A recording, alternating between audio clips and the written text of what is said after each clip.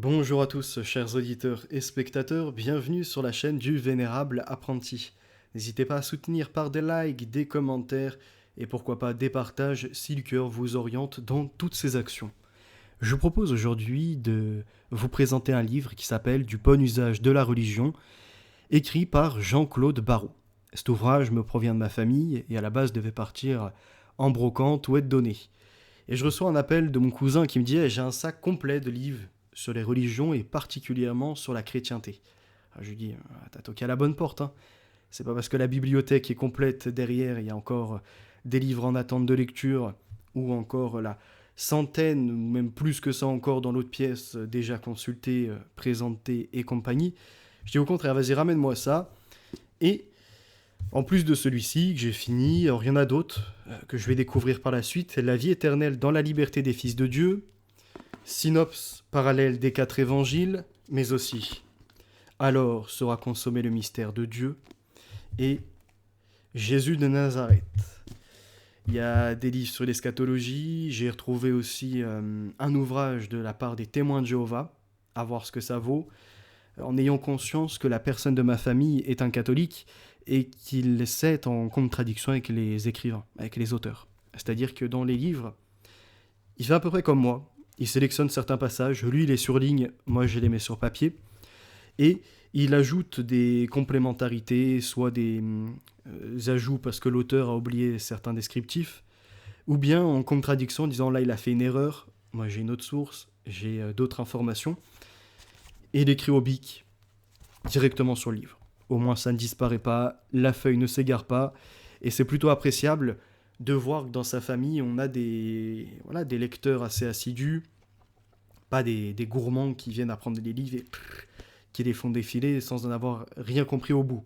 C'est-à-dire, je suppose que cette personne, puisque c'est de ma famille assez éloignée, peut présenter des ouvrages sans aucun souci, comme je peux le faire aussi en disant, tiens, sur 300 pages, seulement une cinquantaine vont à l'essentiel et te synthétisent les très grandes lignes et certaines pensées assez profondes.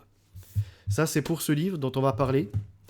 Je vous mets un avant-goût. L'eau à la bouche déjà. L'islam, entreprise juive de Moïse à Mohamed, tome 1 sur 5. J'ai les autres qui sont derrière. Là, j'ai déjà parcouru 80 pages. Et dedans, on se rend compte que les juifs ont réussi une mission. C'est-à-dire que les juifs existent depuis longtemps. Arrive Jésus-Christ, et on en a certains qui vont se convertir au christianisme.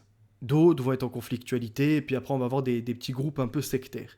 Et vous avez les talmudistes, eux qui vont s'attaquer à la fois aux juifs devenus chrétiens, aux juifs également qui croient en Ouzaïr, et avec d'autres branches.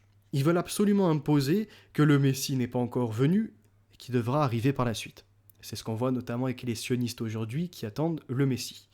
Et le truc, c'est qu'à l'époque, l'Arabie est peuplée de gens, notamment des Kouraïches dans la Mecque, avec la Kaaba, etc. Alors, ils se divisent des fois entre dynasties, sauf que là-dedans, c'est du polythéisme. Certes, à la Mecque, il y a un Allah, mais c'est pas le Dieu unique. Il fait partie comme Al-Manat, Al-Illat et bien d'autres déesses, divinités qui sont adorées. Donc il n'y a pas de Dieu unique, c'est que du polythéisme. Et le truc, c'est que les rabbins, eux, ils veulent imposer leur dogme ailleurs. Mais ils ne peuvent pas y parvenir sans, en tout cas, avoir la main sur un bédouin ou une personne issue de l'Arabie et en plus ayant une certaine autorité reconnue de certains. Et ils vont s'intéresser à Mohamed. Il faut savoir que Mohamed rencontre Khadija, elle en a à peu près 40 ans, lui apparemment il aurait la moitié de son âge, il me semble, si je ne dis pas de bêtises. Et ils vont être pendant de longues années dans un couple basique, un homme, une femme. Il n'y a pas de polyamour, de polygamie. Apparemment, Mohamed savait se tenir à cette époque. Alors, deux possibilités, soit on nous cache l'histoire, et Mohamed en réalité avait plein d'aventures, puisque ça a toujours été un coureur de jupons par la suite, ou bien Khadija, par sa puissance, était comme une main de fer, voyez-vous, une main solide, dans un gant de velours. Sous-entendu, extérieurement, c'est la tendresse de la femme, mais c'est elle dans le foyer qui dirigeait les choses. Puisqu'on rappellera son statut, c'était une haute commerçante, se rendant entre autres en Palestine, faisant divers commerces et emmenant sur ses routes Mohammed, l'initiant d'ailleurs à certains savoirs, connaissances, façon d'opérer, même si apparemment il est décrit comme étant quelqu'un de vif d'esprit. C'est-à-dire, on le met dans un milieu, rapidement il s'y adapte et il sait performer dans le domaine, entre autres du commerce. Et bref, on s'aperçoit qu'elle a une haute richesse, elle est reconnue, elle est en contact également avec des rabbis, des Palestiniens et compagnie. Et donc, on a ce Mohammed qui va être détecté. Et dans ce qu'il va enseigner par la suite, lui, il va vouloir s'imposer. Il va réutiliser notamment le sali avec les...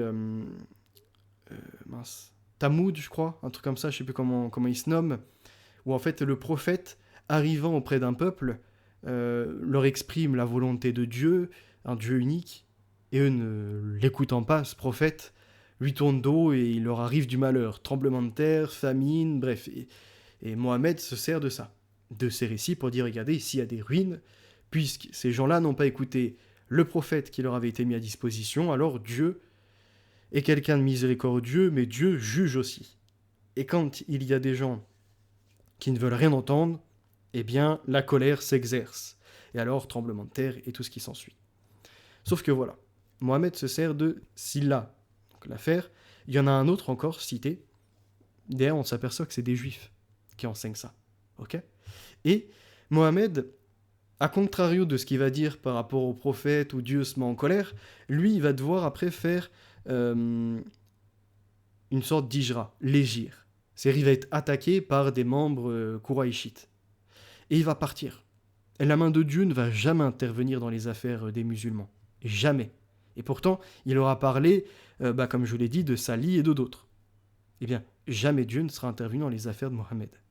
Preuve en est, puisque même à la bataille d'Oud, il en perd une molaire. Et que le Bismillah qui disait en question à ses agents combattants de dire au cas où il sera en difficulté pour que 4 anges se précipitent sur terre, ça n'a jamais marché. Lui, il a dû compter sur Tallah. Et pour revenir à la suite de ce qui est dit, on a la sourate 90, sourate 92 également, qui interpelle sur pas mal de choses. Alors là, je vous passe des détails, bien évidemment, puisqu'on rentrera dans le cœur du sujet prochainement. Mais c'est notamment sourate, alors c'est 92, je jure par la nuit, quand elle s'étend, et par le jour, quand il brille, et par celui qui a créé le mâle et la femelle. On a ces binarités, jour-nuit, soleil, lune, homme, femme et compagnie. En fait, il se resserre, ni plus ni moins, de la genèse de la Torah. Et dedans, ce qui est intéressant, c'est qu'après, il va jurer, alors c'est pareil, sourate 90 ou 92, alors là, c'est que des détails que je vous sors pour le moment, mais c'est très très important. Alors que je vous retrouve ça un petit instant. C'est notamment sur des arbres. Il va dire, alors je le jure par l'eau, par 10 nuits, par le père et l'impère, bref, ça ok. Et, alors attendez un petit instant, voilà, c'est là. Je le jure par le figuier et l'olivier. Problème, c'est que Mohammed veut jurer par le figuier, alors qu'en Arabie Saoudite, à cette époque, il n'y en a quasiment pas. Donc, pourquoi il jurait? Parce qu'il n'existe pas dans cette partie du monde. Quasiment pas. Pareil, les oliviers. Et surtout, après, il dit par le mont Sinaï. Et par ce pays sacré.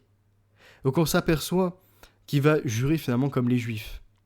Et que le Dieu unique qu'il impose, le monothéisme importé en Arabie Saoudite, est celui des Juifs. Et puisqu'en effet, après, il va se revendiquer de l'héritage de la Torah, Ancien Testament, de l'Évangile, et de lignée abrahamique et compagnie. En fait, ça serait la continuité. Mais ce qui va se passer, c'est qu'il impose à un peuple, finalement, une doctrine des Juifs. Puisque tout ce qui précède, on va dire, tout l'Ancien Testament, c'est le peuple juif, à la base même. Depuis la lignée d'Abraham, après à Isaac, Jacob et compagnie, c'est ça. Et toutes ces déclarations correspondent exactement à ce qu'attendent les talmudistes. Puisque, oui, les juifs sont attaqués par le Coran, mais quel type de juifs? Les juifs convertis au christianisme, ceux qui disent 3 en Trinité, et les juifs également Il est dit sourate 9, verset 30, qui disent « Uzaïr est fils d'Allah ». Donc, on retrouve finalement les mêmes groupes combattus, mais de façon plus large. Je vous explique. On a des talmudistes en tout petits groupes, qui s'attaquent aux juifs devenus chrétiens, qui s'attaquent aux juifs disant « Uzaïr est fils d'Allah ». C'est ça qui est une toute petite minorité de juifs. Et bizarrement, Mohammed arrive et va reprendre ses préceptes. Donc, il n'y a pas de fils de Dieu. Et les juifs qui disent Uzaïr, fils d'Allah, et les chrétiens et compagnie, vous m'avez compris, sont les adversaires. Finalement, ils reprennent la doctrine talmudique. On a également vu que par rapport à l'apparition de Jésus et comment dirais-je, dans l'Immaculée Conception, quand Marie présente l'enfant, pas à n'importe qui, c'est pas à des gens inconnus, à ses proches, il est écrit, ses proches sont en train de lui dire mais ta mère n'était pas une prostituée. Ça vient du Talmud. Et vous verrez que l'attente eschatologique des musulmans, c'est Hel Mahdi, c'est-à-dire un sauveur. Et les juifs, eux, attendent, talmudistes, le Hel Messie, c'est-à-dire celui qui combattra les chrétiens, et tous ceux, finalement, qui vont à contrario du Talmud de Babylone. Donc les musulmans, les islamistes ne sont que les billes, que les jouets, que les instruments, en réalité, des rabbins. Et ça, c'est à comprendre. Et c'est que le tout début de la lecture et de ce que je peux vous en livrer pour aujourd'hui. Mais il y a du très très lourd qui arrive. Passons maintenant à ce livre. Du bon usage de la religion, allons à la page numéro 14. Robespierre et la terreur se cachaient derrière la moustache de grand-père. Mais cette découverte, je fus très long à la faire. J'ai des excuses à cela. Les apparences d'abord. L'histoire des religions indique assez bien comment naît une religion, comment elle meurt. Pendant des siècles, cependant, elle ne montre que des religions qui se succèdent, les cultes nouveaux recouvrant ou transformant les anciens.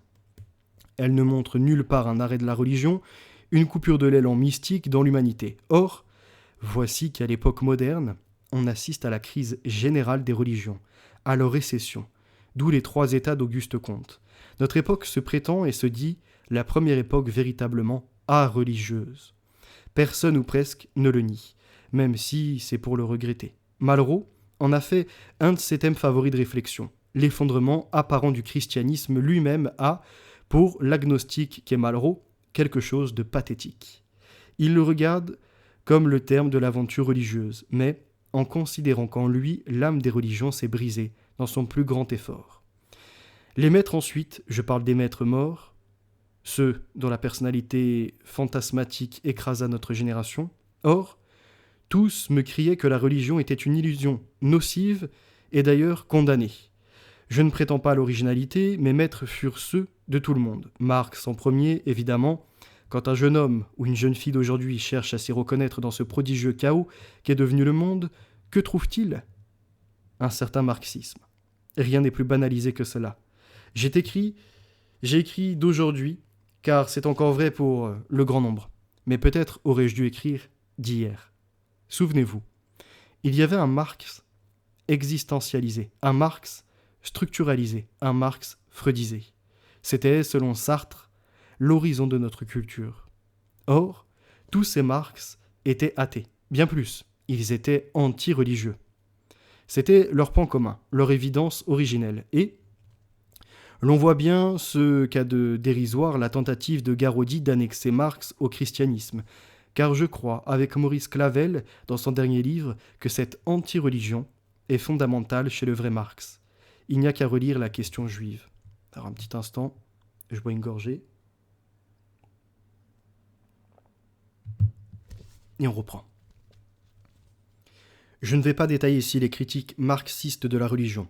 La religion est l'opium du peuple parce qu'elle est une aliénation. L'homme, se heurtant à ses limites, projette dans les cieux un idéal mythique. Cela aliène l'homme parce qu'il est détourné d'agir vraiment et englué dans une action illusoire.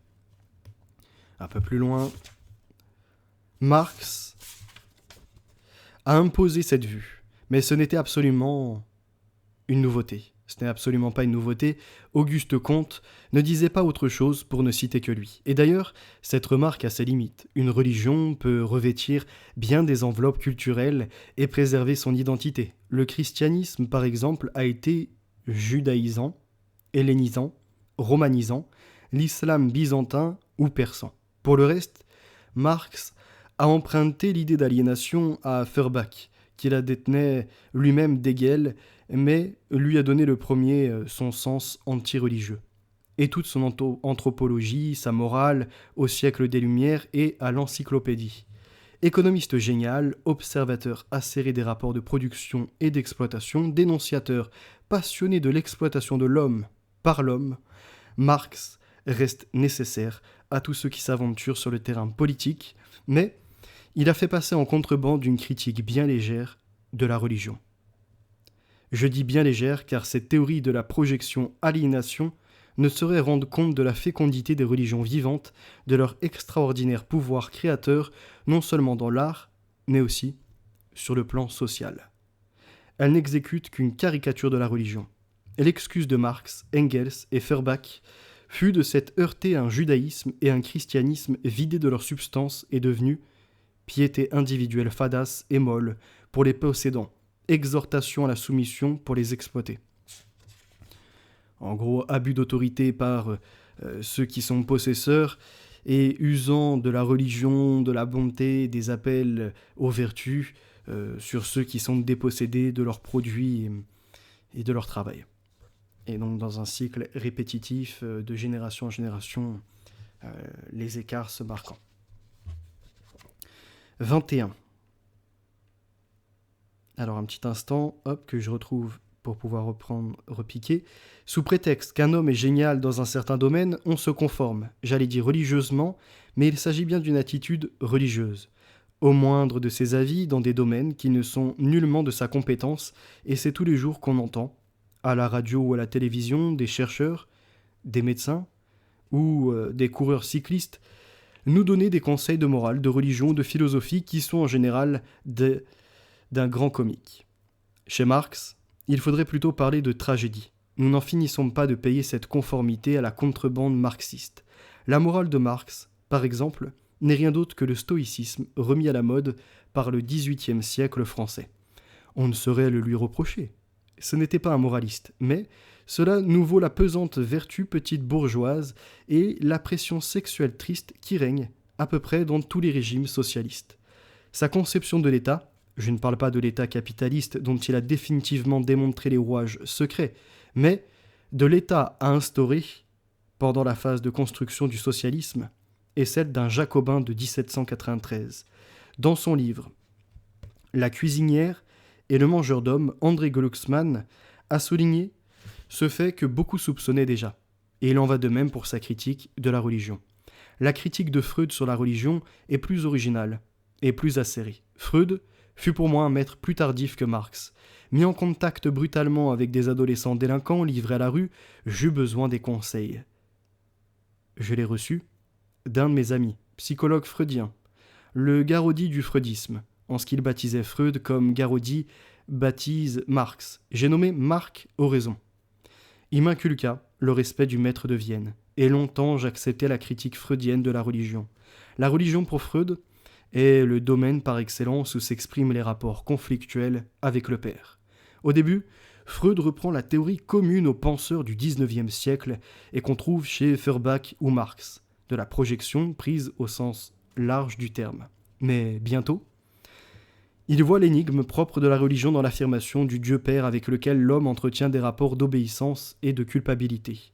Aussi, pour comprendre la religion, Freud s'attache-t-il à l'analyse du rapport au Père. Dans l'avenir d'une illusion, il explique que la dure nécessité, la puissance hostile du monde extérieur, la menace toujours présente de la mort, l'irréductible conflit entre l'individu et la société impose au désir de l'homme une frustration sans rémission.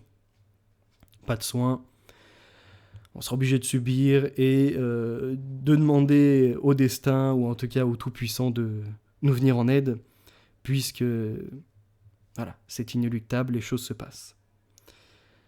La maladie nous prend, la culpabilité nous suit. Poussé par le narcissisme qui l'amène à croire à la toute-puissance de son désir, l'être humain, pour ne pas affronter la réalité, ressuscite en lui l'image infantile d'un père tout-puissant et protecteur, pour répondre à ses désirs et à ses passions, et vivre selon la chair par exemple. Comme celle de Marx, la haine de Freud pour la religion est suspecte. Il ne tient pas compte des données religieuses qui n'entrent pas dans sa construction et en particulier qu'il y a beaucoup de religions sans image du Père, comme l'hindouisme par exemple. Dans le christianisme lui-même, l'image centrale n'est pas celle du Père, mais celle du crucifié, un supplicié déshonoré, qui n'est pas toute puissance, mais bien toute faiblesse. Donc là après, évidemment qu'on est obligé de repiquer sur ça. L'élément central de la chrétienté, c'est Dieu le Père qui envoie le Fils pour acheter les péchés. C'est le Fils qui agit en autorité du Père. C'est la prière Notre Père qui est aux cieux et c'est au nom du Père et on descend. Voyez, c'est le Père, le cerveau, la créativité, le visage, le souffle de vie. Puis on arrive après à l'autre niveau du Fils et du Saint-Esprit. Ça, c'est que la création. Ça, après, c'est ce qui va être animé peut-être. Mais principalement, vous voyez, le Père, dans le symbole de croix, il est au-dessus, il est supérieur. Il est avant les choses.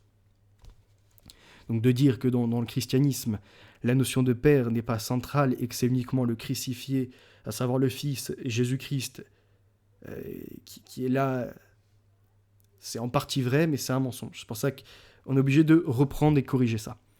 Chaque fois que l'expression d'une spiritualité se manifeste chez un homme ou dans une œuvre d'art, il soupçonne et fait intervenir de la sexualité refoulée. Et ce qu'on ne peut interpréter immédiatement comme sexualité est pour lui de la psychosexualité. Après ça, c'est des Freud, des... Comment il s'appelle encore ? Il y en a un qui arrive là. Son ami et disciple, alors je crois que c'est Carl G. Jung, si je ne dis pas de bêtises, a gardé le vif souvenir de Freud, lui disant, je cite, « Mon cher Jung, promettez-moi de ne jamais abandonner la théorie sexuelle. C'est le plus essentiel. Voyez-vous, nous devons en faire un dogme, un bastion inébranlable. » Fin de citation sur le ton d'un père disant à son fils, je cite, « Promets-moi d'aller tous les dimanches à la messe. » Fin de citation. Et à Jung, qui l'interrogeait, je cite, « Un bastion contre quoi ?» Freud répondit, « Contre le flot de vases noirs, contre l'occultisme. » Fin de citation. Et Jung note qu'il semblait entendre par occultisme à peu près toute la religion et la philosophie. Freud, qui faisait état sans cesse et avec insistance de sa haine du religieux, ne semble jamais s'être demandé pourquoi cette haine l'avait à tel point saisi. Analyste, analyse-toi toi-même. On pourrait faire d'autres critiques à la critique de Freud. Son schéma de l'histoire ne fait que transposer dans la culture le modèle de l'évolution d'une névrose individuelle.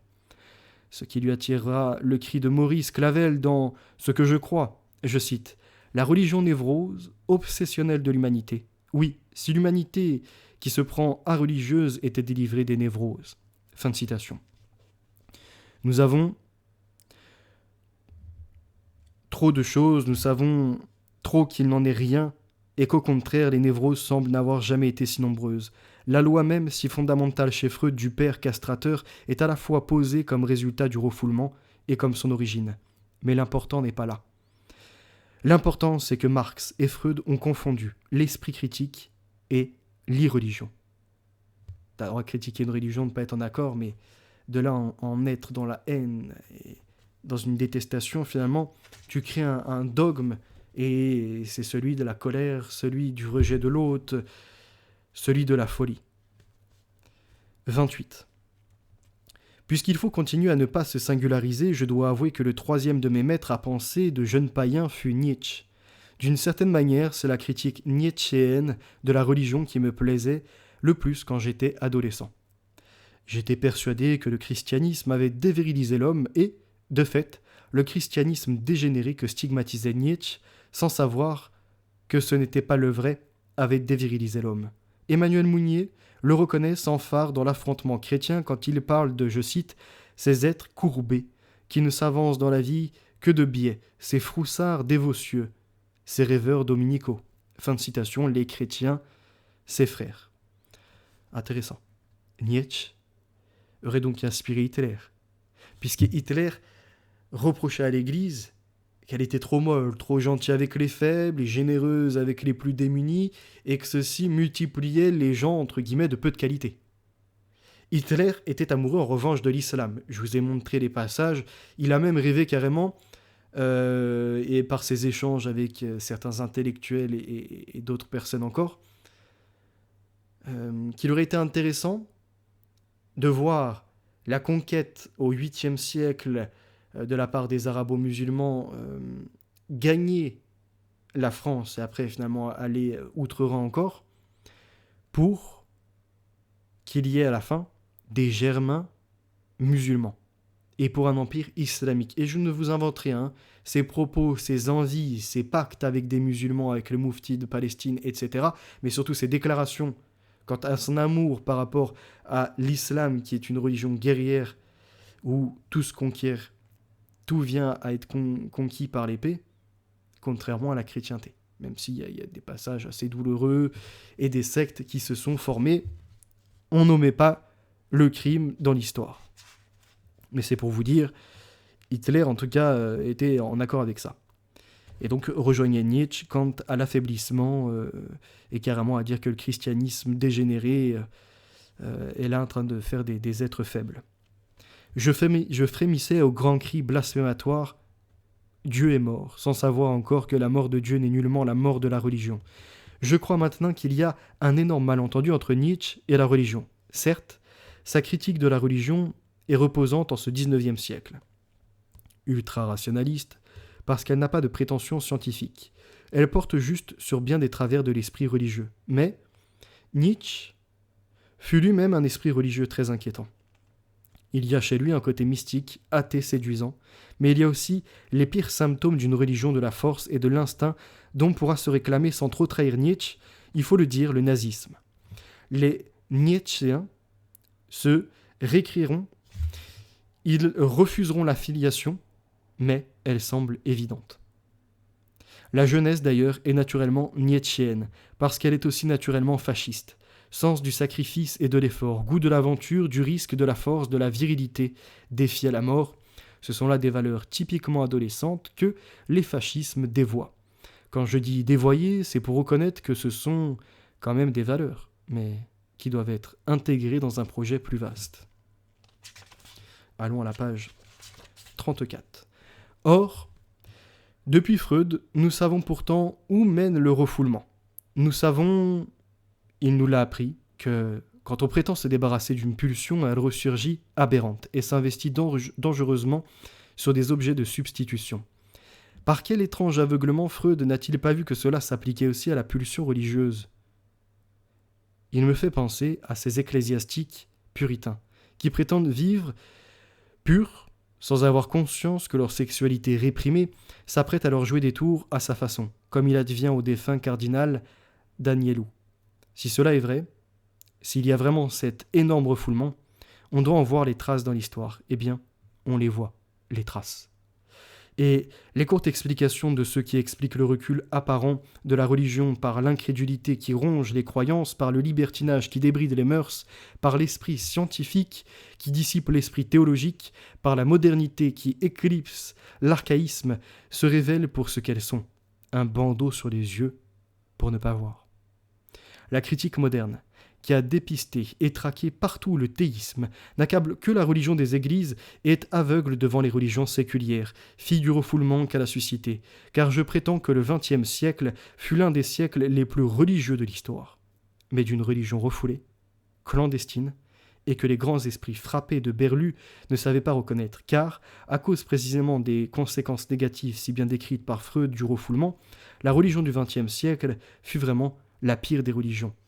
Et derrière cette idée, n'y a-t-il pas la révolution sexuelle, qui serait une forme de religion, les religions théosophiques, les religions encore de petits groupes sectaires, et finalement, au lieu d'avoir des gros dogmes où les gens se retrouvent, partagent les mêmes écrits, allez, il y a pourquoi pas 2-3 branches tout au plus, mais basées sur les mêmes écrits, à peu près sur la croyance similaire, nous retrouvons avec plein de groupes.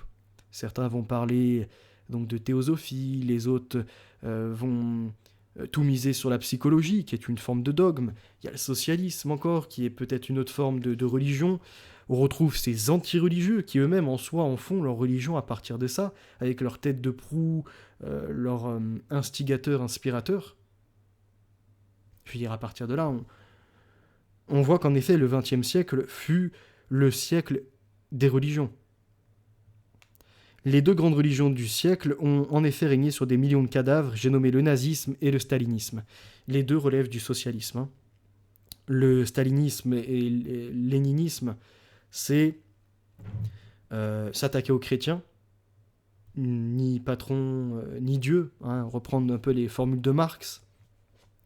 C'est finalement le nazisme pareil, c'est-à-dire quand le socialisme échoue à l'international, il se ramène au national. En gros, c'est à peu près ça. Et il fait s'affronter sur les champs de bataille des gens pour que du crime, une nouvelle religion arrive. Et il ne plus jamais ça. Et faisons cesser l'identité d'un peuple. Prévoyons après l'universel. Et en fait, c'est là où on s'aperçoit que le XXe siècle a favorisé les attaques contre l'Église et en même temps l'émergence de plein de groupuscules, de religions variées, de sectaires, de gourous, d'extrémistes, peu importe, pour après avoir des petits groupes, on va dire, voyez, avec des dirigeants, des présentateurs, bref, peu importe, voyez, ces orateurs qui sont au-dessus, eux-mêmes peuvent être pilotés d'au-dessus et servent le dessein final, celui qui était beaucoup plus global du socialisme, porté tout de même par tous ces gens, et de la dynastie des esprits. Polanyi ou encore ce que l'on entendait par les critiques d'Emmanuel Berle et de d'autres. Voilà ce que je crois en tout cas. Le nazisme immense et rouge qu'adorait Brasilac avec ses cathédrales de lumière a bien été une religion. Il a capté à son profit la ferveur des masses allemandes, mais pour le pire. Ce fut une religion de la nuit, une religion de l'instinct, du sang, de la force et de la mort. Ressurgissement imprévu dans l'histoire des religions aztèques et assyriennes, mais ressurgissement caricatural, sans l'art, la cosmologie, la poésie, mais avec les sacrifices humains pratiqués à une telle échelle qu'ils font paraître Assurbanipal et Teglatphalzar, je ne sais pas qui c'est celui-ci, comme de petits artisans besogneux. Religion sans penser aussi, si l'on ouvre aujourd'hui les textes sacrés du nazisme, Mein Kampf, Mon combat, par exemple, on éprouve une impression étrange. Quoi ? Ce sont ces baratins fumeux, ces raisonnements absurdes qui mirent en mouvement des millions d'hommes ?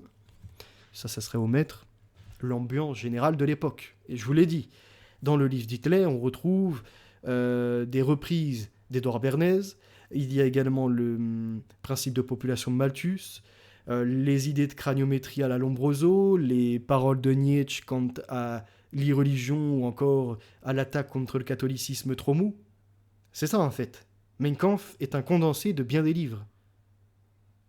Donc, si on trouve que c'est fumeux et que ce sont des baratins, ce que j'accepte volontiers, le premier je m'engage dans cette voie-là, eh bien, dénonçons à ce moment-là ce qui a agi au nom de la science et qui a formé notre religion. Et étrangement, on remarquera que la discrimination et le racisme, majoritairement, s'est opéré entre autres par la craniométrie et que la réécriture de l'histoire pour nous dire que nos dogmes à nous étaient faux, que le monothéisme par Adam et Ève était une pure illusion, que Dieu ne peut pas créer, soi-disant, à partir d'un souffle ou encore d'argile un être humain ou une créature quelconque. Ça, c'est une attaque infondée. Puisqu'en parallèle, on nous met toute une croyance sur quelques crânes découverts par des archéologues. Et on en fait toute une religion. En disant le darwinisme, la théorie de l'évolution des espèces, etc. Au point où aujourd'hui, on en a certains qui nous disent qu'avant d'être les cousins du singe, on était encore une forme différente. Et puis finalement, on en vient à l'idée de... On était des petites cellules, des bactéries ou je ne sais quoi. Dans la mer, après, c'est devenu des poissons. Hop, le poisson, en gros, comme dans South Park, il arrive sur la Terre, il devient à moitié un lézard. Du lézard, hop, il se transforme, hop, il vole, il a des ailes. Oh, tiens, lui, il va dans une autre orientation, et après, ils vont se croiser. Et puis, de ces millions d'années, comme ça, du pur hasard, où on a plein de variétés qui apparaissent, et on se demande comment les premiers petits arrivent à se nourrir, à s'adapter à l'environnement, lamarckisme, pour certains me direz-vous, on a voilà une histoire qui se fait. Mais la théorie de Darwin, sa base, c'est les crânes, et c'est l'hérédité. D'accord ? C'est-à-dire, on base sur la génétique à une époque où on ne comprend pas bien forcément les deux rubans qui vont ensemble et tout ce qui sera de l'ordre de les génétiques. Et il faut savoir que la génétique, aujourd'hui, il y en a beaucoup qui me diraient, en réponse, non. La théorie de l'évolution, c'est pas que des crânes. Ok ? Australopithecus, Homo habilis, erectus, sapiens, etc., ne sont pas basés que sur des crânes. On a de la génétique. Mais attendez, ce sont les mêmes qui vont me vendre que l'on a de la génétique en commun avec les singes ou encore que l'on retrouve des correspondances entre notre génétique et une banane. Est-ce que vous pensez sérieusement que l'on était des fruits ou des légumes avant de devenir des êtres, donc passer du végétal à l'organique, avec des organes donc au règne animal, pour basculer après au règne humain, doté de pensée, de faculté de parler, etc. Je veux dire, à un moment, arrêtez. Là, il manque plein de maillons. Là, c'est une histoire. C'est beau, hein, on peut l'inventer. On peut se faire des histoires naturelles où après, on recoupe, tiens, c'est des vertébrés, on peut les catégoriser comme ça, oui, un peu les sciences naturelles.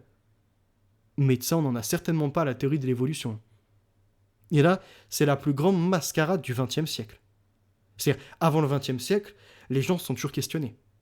Comment on était, c'est vrai que les singes ont quand même des ressemblances avec nous, on peut avoir des similarités avec des animaux, on a des yeux, on a un nez, on a une bouche, on respire peut-être pareillement avec les poumons, etc. Quand on dissèque les corps, ok. Et alors ? Ça ne veut pas dire du tout que vous êtes de même lignée. Et il n'y a pas une origine commune. Et c'est là tout le problème. Et si j'en viens à ça, eh bien, c'est parce que si déjà c'est grotesque de faire ça, et ça ne nuit pas à grand monde, d'accord ? C'est une attaque contre les religieux. Mais ça ne nuit pas à grand monde d'avoir cette théorie de l'évolution qui, en revanche, nous a prêté un intérêt sur l'hérédité où on doit faire attention pour le futur. C'est-à-dire pour les gens, l'idée peut-être d'eugénie, d'être bien né et compagnie. Mais les racistes, c'est-à-dire ça a permis, il faut comprendre les pensées, ça a permis de dire que l'homme, puisqu'il est issu, voyez-vous, de différents croisements, il y a des humains qui sont restés à des phases beaucoup moins développées que d'autres humains. Vous comprenez ? Puisque si on est cousin du singe, les singes, il y a plusieurs variétés de singes. Si on a des idées d'Australopithecus, après Homo habilis, erectus, même si bon nombre ont disparu pour laisser place à Homo sapiens sapiens, à l'intérieur de celui-ci, il y a une redécomposition. Et c'est là où on en arrive après à des César Lombroso et d'autres acteurs encore qui veulent faire de la craniométrie. C'est-à-dire, après avoir inventé l'histoire sur les crânes comme je vous ai expliqué juste avant, on descend de nanana, et on fait maintenant de la différenciation par les crânes. Il y a des boîtes crâniennes qui auront une meilleure réserve pour un cerveau, alors après on veut même peser les choses, et je vous en ai déjà parlé, c'est de ça qu'on arrive finalement au scientisme, à l'eugénisme, à l'évolutionnisme, et ça conduit de facto au racisme. Et pas seulement au racisme blanc versus noir versus asiatique ou ce que vous voulez. C'est même au sein des blancs, catégorisation. Certains, on va directement les disqualifier. On en arrive après, entre autres, il y en a un, ça s'appelait les 27 boss de... Ah putain, j'ai plus son nom, c'est pas grave, mais c'est dans les histoires de la psychologie. Et en gros, on en arrive à des dogmes. Vous comprenez ? C'est-à-dire, on a plein de religions qui se font, à partir de la science aussi. La religion de la théorie de l'évolution, la religion entre guillemets, si on peut appeler ça comme ça, d'un racisme sur les crânes, d'un racisme sur la couleur de peau, d'un racisme, etc. Sur le quotient intellectuel, sur ce genre de choses. Bref, revenons-en au livre. Et c'est ce grand prêtre grotesque, ce messie satanique et délirant, Adolf Hitler, qui fut adoré. Et au pays de Marx, au pays de Freud, au pays de Nietzsche aussi, mais ce fou génial était déjà secrètement complice. L'immense puissance religieuse de la culture allemande encore présente chez Hegel, mais refoulée par ses successeurs, a flambé un moment sur les crématoires avant que, guéris pour un temps, ces sectateurs ne rehaussent leurs pantoufles de bourgeois prospères. Allons à la page 39. Ceux qui ont connu le stalinisme Le pèlerinage dévot des penseurs de l'Occident à Moscou, la religion du chef reconnaissent dans le maoïsme les mêmes ingrédients. Exaltation de l'homme mythique, du peuple roi tendu vers l'avenir radieux des lendemains qui chantent, et, en dessous, une infra-histoire remplie de démons, d'hérétiques, parqués dans l'enfer des camps. Et ceux qui ont lu l'incroyable récit de Pasqualini, prisonnier de Mao, ont tendance à croire que les camps maoïstes sont pires que les camps staliniens. Au goulag, on écrase l'homme de l'extérieur, mais on lui fout la paix. Il peut penser ce qu'il veut à condition que rien n'en ressorte. Chez Mao, chaque citoyen doit non seulement parler, mais intérioriser le langage du pouvoir. C'était, au sens strict, l'ambition de la Sainte Inquisition, ce qui est repris aujourd'hui par Xi Jinping. C'est-à-dire, il y a la notation sociale, et si tu perds des points, le seul moyen d'en récupérer, ça va être de regarder des vidéos à l'effigie du parti, ou des articles bienveillants quant à la personne, à l'autorité Xi Jinping, et à ceux qui l'accompagnent. Finalement, c'est la renaissance du maoïsme. Hein.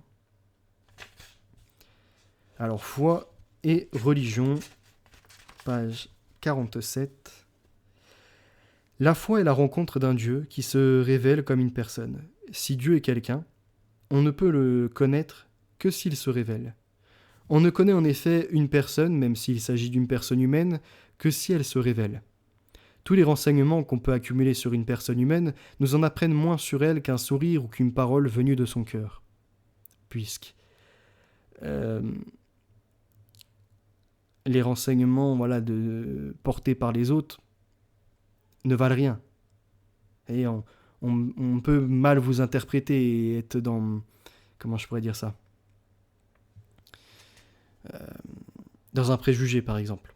Et je vous en ai déjà parlé chez certains détracteurs sur Internet. Je dis 2-3 propos, ils se les réapproprient et je dis, ils comprennent quelque chose et ils l'interprètent encore différemment pour après distordre même leur dire et arriver à toute autre chose. Autant vous dire que ça n'a pas d'intérêt. On ne peut rencontrer la divinité par la religion qui s'adresse forcément à des images impures. On ne peut la rencontrer que dans la foi quand elle se révèle à nous. La foi est l'acte le plus élevé. C'est l'ouverture vers l'extérieur. C'est également l'écoute de soi, de son intérieur. C'est la découverte, cette harmonie. Comme dirait, je crois que c'est Fechner, cette connexion aux sentiments, aux sensations, et le S dans la constante, avec son corps arrivant à faire passerelle avec l'esprit. C'est là où la matière et ce qui n'est pas palpable viennent à se rencontrer. Et c'est l'unique, voyez, c'est un peu un courant comme sur une batterie, le moins, le plus. Si ce n'est pas ouvert, si ça reste fermé, s'il n'y a pas de connexion entre les deux, rien ne se produira. Mais le jour où vous arrivez à avoir la petite barrette qui peut se positionner et à faire circuler cette énergie, là vous arrivez à un résultat. Et entre autres, si par exemple vous mettez, je sais pas, sur la batterie une ampoule, la lumière jaillit. Et dans la lumière, quand on la diffracte, une multitude de lumières s'y joignent. Et donc une multitude de réalités sont présentes. La foi est l'acte le plus élevé, le plus dynamique, le plus tendu de la conscience humaine. C'est la reconnaissance par une conscience de l'autre, par excellence qu'est Dieu. Tout ce que Bonhoeffer et ses disciples disent de la foi est excellent. Leur dénonciation des dangers de la religion est bonne aussi, mais sous prétexte que la religion est ambiguë, pourquoi la rejeter totalement et en séparer la foi ? Quoi qu'il en soit, cette distinction connue, un immense succès, reprise aussi bien en France par le père Liégé que dans les pays anglo-saxons par les théologiens de la mort de Dieu. L'on vit même des incroyants s'en servir, ainsi Francis Jenson, qui écrivait là-dessus un livre intitulé « La foi de l'incroyant ».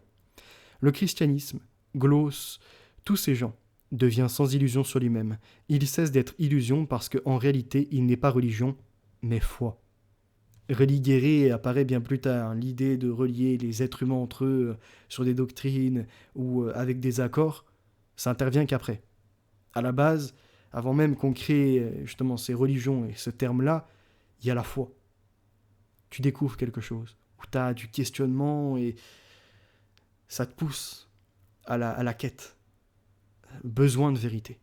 Finalement, je pense que la religion, si on devait y donner un seul mot, puisque Dieu, on l'emploie, mais on ne sait comment le définir. Donc si on devait donner une seule définition de toute chose que l'on recherche, que Dieu nous offre, qui représente Dieu également, et qui est notre avenir, si je puis dire, puisque ça ne réside pas en un seul homme, c'est un mot, vérité. La religion est vérité. Dieu est vérité. L'homme tend à la vérité, mais n'en a qu'une petite partie, et donc est dans une réalité. Voyez-vous, est dans un prisme particulier, un segment de la vérité intégrale. La vérité sur l'homme, sur ce que nous sommes, sur l'environnement, sur le début des espèces par exemple et compagnie. Et je peux parler également de l'avenir. La vérité qui reste à venir. La vérité qui est notre avenir. Voyez-vous, en un mot et en deux mots. C'est ça la chose. Avant même que l'on ait des hommes saints ou d'autres se déclarant prophètes ou des religions s'inventant un peu partout sur la planète, l'homme, fait à l'image de Dieu, a tendu à ça, à chercher la vérité. Et d'ailleurs, le fruit qui a été croqué, discerner le bien et le mal, l'homme n'était pas assez puissant, peut-être pas encore assez expérimenté. C'est pour ça que Dieu, connaissant sa créature, étant omniscient, omnipotent, savait ce qui se produirait s'il croquait dedans. Nous n'avons pas la puissance, nous n'avons pas encore été, puisque nous sommes là que pour un temps, et non en immortalité, il nous est difficile de contacter tous les gens ou de lire tout ce qui se dit sur un sujet. On ne peut pas être expert. Donc on n'acquiert jamais la vérité absolue. Vous voyez, on a des bribes de vérité mélangées avec du mensonge, on tente de faire le discernement, mais on ne parvient pas, et nous-mêmes, dans nos agissements, on se trompe. C'est pour ça que, malgré qu'on est croqué dans le fruit pour avoir la morale et distinguer le vrai, le faux, le bien, le mal et compagnie, on est encore dans le mal. On a finalement atteint un certain degré, comme il était dit dans la Genèse, voilà, qu'ils arrivent à notre Dieu, à notre statut, dit Dieu. Mais il nous manque un fruit. Et il ne nous est pas autorisé pour le moment, puisque nous n'avons pas revêtu un corps incorruptible. Le fruit sera l'immortalité. Et à partir de ça, quand en revanche, on pourra être pour le siècle des siècles, et peut-être même dans une autre dimension, en angelos, porteur de messages, ou ce que vous voulez, en fait, c'est ça, c'est la vérité. L'ange, il fait quoi? Il porte la vérité, il porte le message. L'ange, envoyé par Jésus, envoyé par Dieu, auprès des prophètes, auprès des personnes, etc. Il fait quoi? Il véhicule l'information, finalement, il véhicule la vérité. Et quand Jésus nous dit, le paradis, je ne peux même pas vous en parler, parce que si déjà vous avez du mal avec les choses de la terre, comment pourrais-je vous parler des choses du ciel? Néanmoins, il n'y aura plus de hommes et de femmes ensemble, il n'y aura ni juifs, ni chrétiens, ni hommes, ni femmes. Vous serez en Christ. Et Christ, il est quoi? Il est chemin de vie, de vérité et d'amour. Nul ne vient au Père que par lui. Donc si on résume les choses, le seul mot pour la religion et pour toute croyance, c'est vérité. Et comment la vérité s'exprime, entre autres par l'amour. L'AVA, sur le même rang. Il n'y a pas de supérieur, d'inférieur, c'est là, on va comme ça. On va vers ça. La vérité, l'amour. Il n'y a pas de supérieur, pas d'inférieur, pas tout ça.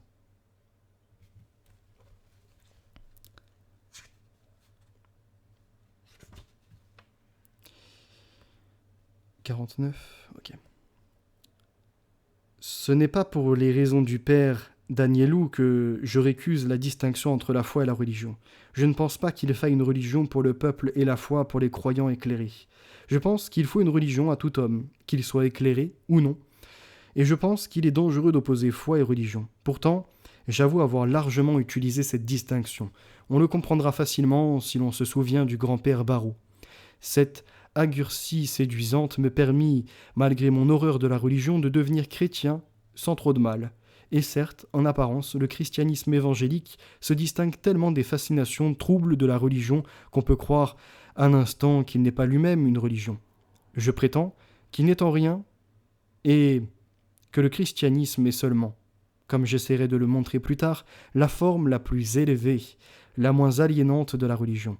De même que la foi la plus pure, confiance en l'autre, reconnaissance de l'autre, acte totalisateur qui intègre et dépasse toutes les pulsions de l'homme, est aussi l'accomplissement par excellence, la meilleure utilisation possible de la religion, car la distinction que tant d'esprits de qualité qui subissaient la pression de la culture moderne firent entre la foi et la religion est non seulement fausse, mais nocive. Fausse, nous le verrons plus loin en détail, mais nocive, parlons-en tout de suite, et nocive aussi bien pour la religion que pour la foi. Découronnée de la foi, la pulsion religieuse devient folle, car la foi est le couronnement normal de la religion. Sans elle, il y a refoulement ou aberration, nous en avons déjà parlé dans le premier chapitre, nous illustrerons abondamment ce point au chapitre 5. Privée de religion, la foi devient un acte cérébral et sans vraie puissance affective. Les hommes, alors, se désintéressent forcément d'une foi non religieuse qui ne les satisfait plus. En clair, pour arriver à la foi, donc à la vérité, il faut aussi trouver la sensation, l'amour. C'est ça qui est à peu près déclaré. Ce que je peux vous proposer, on est déjà à 50 minutes. Ok, page 54. C'est de faire une deuxième partie la prochaine fois. On va le faire en 2 parties, ce livre. Merci en tout cas pour votre écoute. N'hésitez pas à me dire ce que vous en avez pensé en commentaire. Et on se retrouve très prochainement pour des surprises sur la chaîne. À très bientôt. La vérité est notre avenir, les valeurs ancrées, la victoire est assurée. Et ensemble, on va vers le V de la vérité et le A de l'amour. Et le va, on va, ça veut dire qu'il n'y a pas le supérieur, l'inférieur, non, tous sur le même rang. Ensemble. À très bientôt. En chrétien, on est assuré de la victoire. Alléluia. Tous ceux qui s'en prendront au peuple élu devront en payer les conséquences. Amen.